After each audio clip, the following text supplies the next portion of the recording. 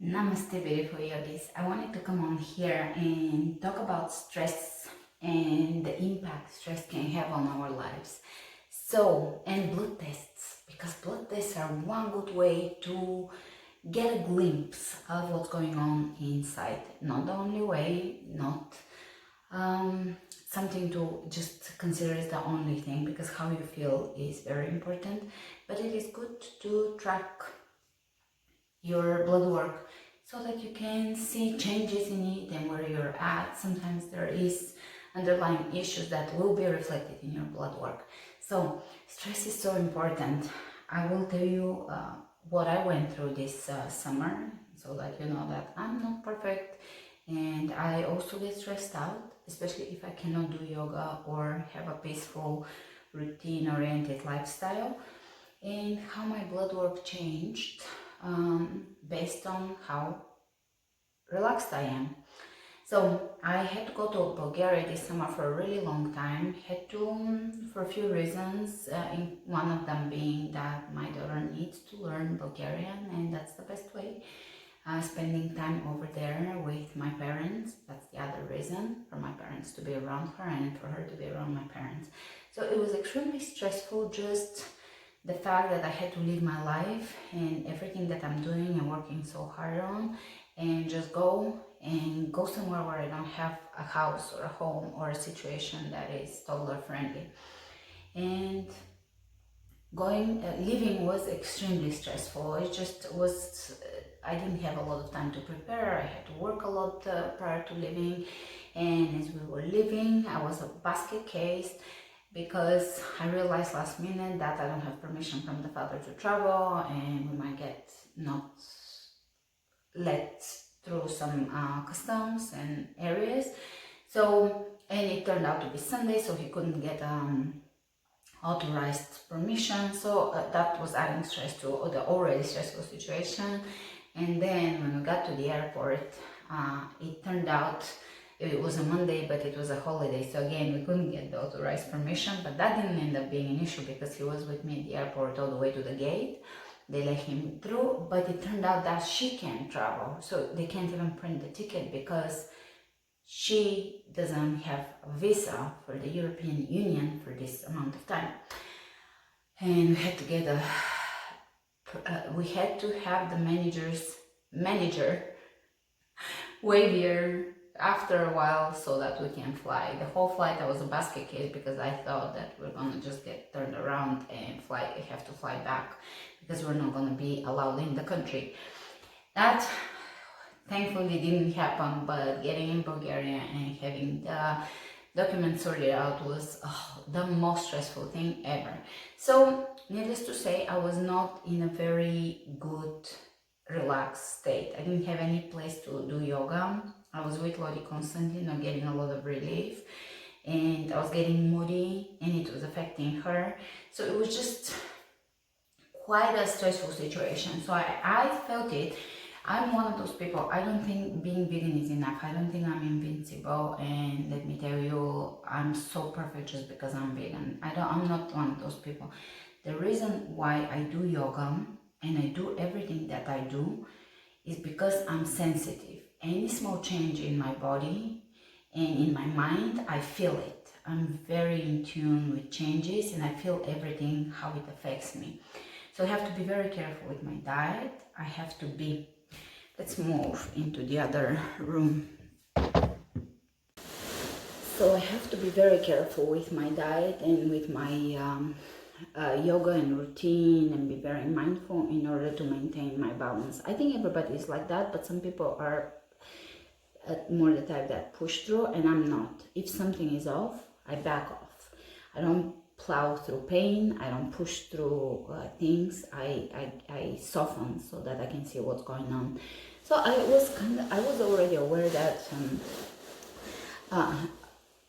my thyroid usually takes a hit, or it gets out of balance if I'm going through a lot of stressful situations. So I wasn't doing yoga. I didn't have time to myself. It was quite stressful. I've mentioned just a few of the things going on, but it was just in general. Traveling in general is very stressful, even when you're traveling to your parents. And I haven't lived in Bulgaria for 20 years, so it is, although it's my home in many ways, I don't have a home there per se that I have a regular routine in, or just basics in where I can work and create and so forth. My mom had to work, so, and there is quite a bit of other family challenges and health issues and stuff, so I was worried about everybody in my family and so forth. Anyways, so I took a blood test, and although it was pretty good, I wouldn't say it was a bad blood test. My thyroid was out of range, and most things were within range, but towards there was a couple of things that were towards the line, towards the upper or lower limit. So I don't like that. I prefer things to be in line if possible. So I normally here I have a really good thyroid supplement that's based on iodine and homeopathic iodine and homeopathic, I think, thyroid hormone. Something homeopathic, nothing invasive, and I just take it once or twice usually if I'm not sure, if I start feeling sluggish, and usually I'm able to balance things out, plus some seaweeds. I post that medication, it's not medication, it's supplement on down, it's iodine, and also the seaweeds that I like to add, and they usually keep me right in balance. Usually what throws me off is x-rays that go straight to the thyroid, and I feel it for 6 months after an x-ray, especially if they're to the teeth or around the thyroid. And as I said, stress, and of course that can affect it, but mostly stress. So stress is really important. I didn't even have the capacity to buy seaweeds, because after I took that test, June arrived and we started our travel. So we started the cruise, we went on a cruise, and then we started traveling. We were in villages and small towns. It wasn't like I could go and buy seaweeds and things. So I didn't buy anything, but I relaxed. I started doing yoga because Johnny would watch Lottie, and I had the time to myself, maybe 15 minutes a day, nothing major, but something. And I felt that something shifted immediately within a week within, let's say, 1 to 3 weeks, I felt a big shift. Then we went to a hot spring in Bulgaria, and everything shifted right away. Just from soaking in that water, it's so healing. It repairs the endocrine, or balances out the endocrine system, all the hormones and the glands. So I felt a massive shift. Actually, that's when I was feeling quite sluggish. The thyroid makes you overweight and sluggish, and although I didn't look overweight, I was feeling overweight. It's the feeling of sluggishness and slower metabolism and kind of holding on to water and fat, and it's not a pleasant feeling. So as soon as we got to the hot springs, from the water, just everything dropped off of me. That extra couple of pounds that maybe they weren't visible, but I could feel them impairing my health. Not the pounds themselves, but the connection thyroid to sluggishness. That's why it is, and I always feel that gaining weight also affects the thyroid. So it's a two-way street. The thyroid makes you gain weight, but then also gaining weight can have an impact on your thyroid. So just keep that in mind. So feel how you feel. Don't worry about how you look, but feel how you feel, because people can give you compliments about being more voluptuous or something, but if you feel sluggish, your digestion is not perfect, then you know it. You know your body best. So when we got to the hot springs, I immediately felt such deep sense of healing on a cellular level. My tissues were healing, and I felt great, just charged with insane amount of energy. I wasn't eating anything crazy different. I was eating figs and grapes, and at night, whatever they had vegan option, which they often didn't have many vegan options. So it was tomato cucumber salad with balsamic and other things. And sometimes through the day I would have rice cakes or crackers or something like this. And once or twice they had beans that were vegan, and I would have that, but and potatoes. So it was quite a simple diet of whole foods, except for the rice cakes. In Bulgaria, they have the best rice cakes. Man, I should have packed a whole suitcase with those. They were so good. But I was mainly eating local fruits, and that really has the most healing powers on me. It's packed with calories, so you're good with energy.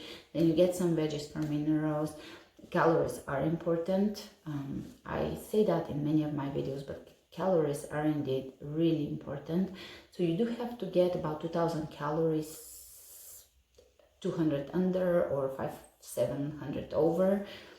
Somewhere in that range for most women, depending on your height and other situation in life, but you do have to get enough calories. Don't fall for those super low calorie diets unless you are menopausal. I think it kind of adjusts there where the calories drop a little bit, and they do give you is proven to give you longevity, to have a slightly less caloric diet, but again, that is something to research to see how you feel. You have to feel energetic through anything you do. So we continued our travels. I was feeling great, amazing, just blessed, and so grateful to be where I am traveling, because I've craved traveling for quite a while since we skipped the year before. And right before we left Bulgaria, the morning before that, I was like, I gotta go get a blood test. It's very easy to get it there. It's cheap and it's just seamless. Here it's such a big deal to get a blood test. It's ridiculous. Anyways, so the morning before, I just okay, the morning before, I think I don't have a lot of room on my card, so I'll finish it quickly. The morning before we were leaving the next day for the States, I went and got a blood test, and man, had everything. My TSH has gone from 5.8, which is out of range, to 2.6. So way within range, smack in the middle. And all the other stuff, I had bilirubin a little towards the higher value, bam, many levels down, smack towards the lower. Everything was just in perfect value. The original blood test, as I said, was not bad. Everything was great. Iron, all of that was amazing. I tested everything, including my C-reactive protein, which was super low, which is an inflammatory marker. So that shows you it is good to take blood tests, because it confirms suspicions that you may have, and also it gives you focus. I knew my thyroid is, so I put a focus on it mentally. I knew to just give love to my thyroid. I got an amber necklace, and I was just aware of it. I couldn't buy seaweed, but I was aware of it. And to be honest with you, I included some iodized salt, because that's all I had access to in those little villages, and that probably also was helpful, getting some iodine and just mostly relaxing. So the blood test was like state-of-the-art, perfect. The first one, just the thyroid was out of range. A few things were just not in, like smack in the middle, and they came smack in the middle in the second test, like big differences. And that is just a tale of how stress can work in your body. Not to take just dieting, a good diet for granted. I wasn't even eating a good diet. When you're stressed out, you don't eat your perfect diet, and when you travel, of course you don't. But just to tell you that the reason I am doing what I do is because I'm very cautious, aware of my body. Like, for example, when I got pregnant, I literally said, there is something. I did not expect to get pregnant. I wasn't trying. I had changed my mind and said I want to in the future, but I wasn't trying actively. So I was waking up morning after morning for a few mornings and saying to Johnny, there is something in my stomach that has never been there before. I'm freaking out. There is something. That was like before a test can be taken. It was right when I got pregnant. I knew there is something. So I'm super aware of any change, and that's why I'm into yoga and eating how I eat, because I feel every change in my body and I have to tend to it. If I get an injury, I back off. I watch it. I'm really careful with it. I don't plow through. I don't push through pain, because obviously that can really exacerbate things. So that is my tale about thyroid, blood test, and stress. If you have something to add to this discussion, post it for other people in the comments below. And I'll keep coming back on this channel with talks and videos like this one. Ooh, I will talk about this in future videos. I'll keep doing what I eat in a day videos. I was thinking to stop, but I will keep doing them because they can be helpful when we discuss abundance and how to bring more abundance and good calories and nutrition and vibrancy into our diet, because it's so important. So continue doing it, but just keep in mind that you cannot replicate anybody's diet, because your body matters, where you are matters, your availability matters. We all have different needs and caloric needs, and also based on your digestion. You do have to first heal your digestion so your assimilation is proper.